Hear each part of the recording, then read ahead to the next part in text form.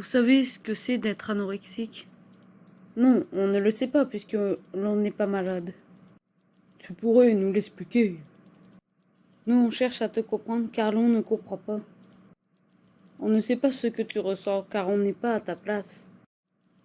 Être anorexique dans la vie de tous les jours, c'est vraiment horrible. Chaque matin, je me lève en me disant « Oh non, je suis obligée de manger ». Je me demande combien de calories je vais manger dans la journée. Je me demande combien de kilos je vais prendre chaque jour. Chaque repas est angoissant pour moi. Préparer mon assiette est un vrai calvaire à chaque repas. Je regrette à chaque fois que je mange quelque chose. Je connais le nombre de calories de chaque aliment. Je compte le nombre de calories que fait mon repas. Je me restreins. Je m'interdis de manger certains aliments plaisir. Je suis dans un contrôle permanent de mon alimentation avec la voie de l'anorexie. Je ne peux même pas me regarder dans une glace sans me trouver grosse et sans avoir honte de mon corps. La balance est devenue ma meilleure amie pour pouvoir avoir le contrôle de mon poids. Je me pèse matin et soir pour pouvoir le contrôler. Je suis en guerre contre l'alimentation et contre mon corps chaque jour. L'envie de perdre du poids encore et encore jusqu'à en mourir, car ça ne sera jamais assez pour moi.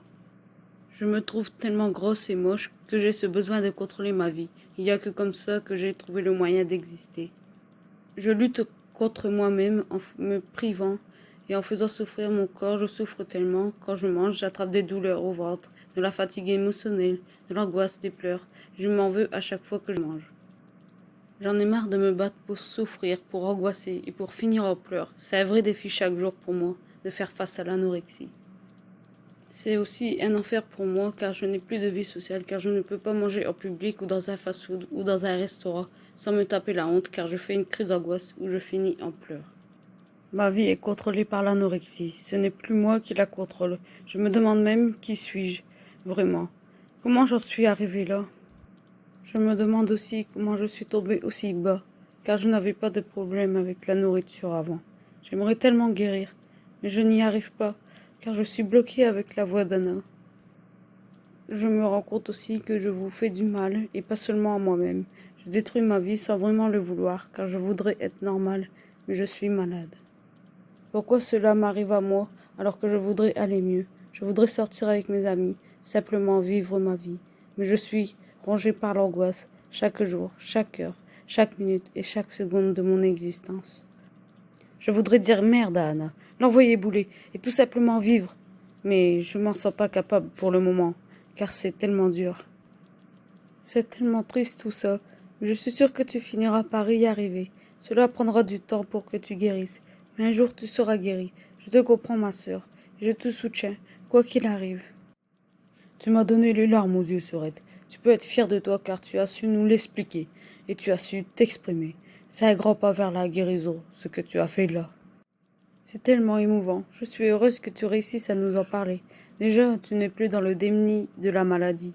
Tu cherches à comprendre les raisons qui t'ont fait sombrer dans l'anorexie. Je suis émue, comme d'habitude. Dans tout ce que tu nous expliques, on peut ressentir ce que tu ressens.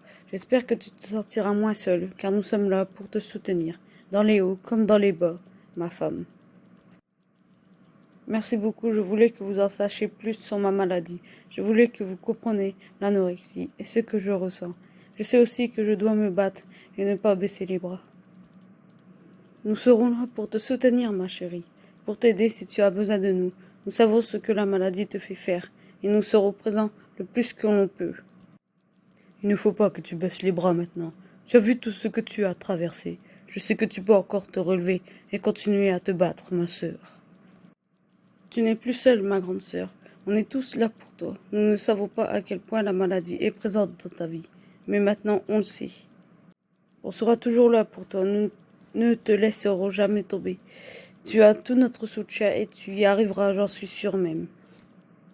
Merci beaucoup à vous. Je vais me battre. Je vous aime tous très fort.